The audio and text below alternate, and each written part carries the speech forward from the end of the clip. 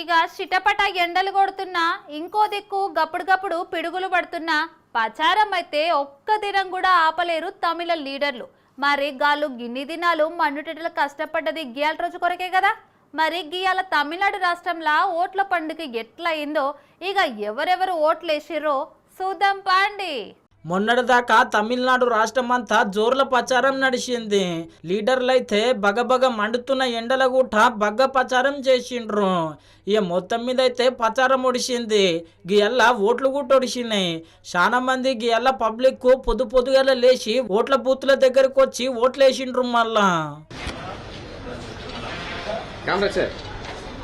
గిట్లా పబ్లిక్కే కాదు, చాలా మంది లీడర్లు కూడా వచ్చి ఓట్లు వేసిండ్రు.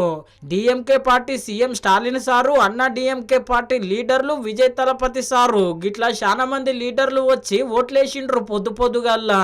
ఇక గిట్లా లీడర్లే కాదు, సినిమాలు సుతా చాలా మంది వచ్చి ఓట్లు వేసిండ్రు.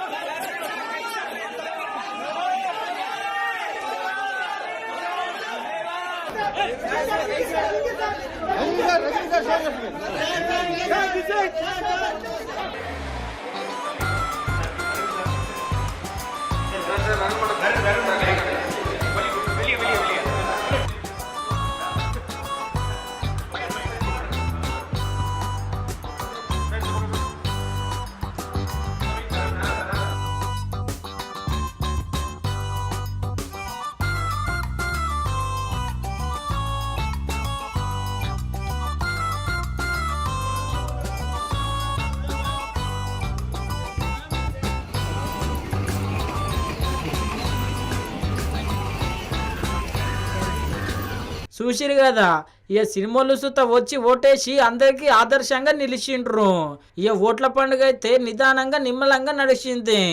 ఇక 4 తారీఖు నాడు ఓట్ల బాక్సులు తెరిస్తే అసలు ముచ్చట బయట పడుతుంది ఎవరికి ఎన్ని సీట్లు వచ్చినాయి అని.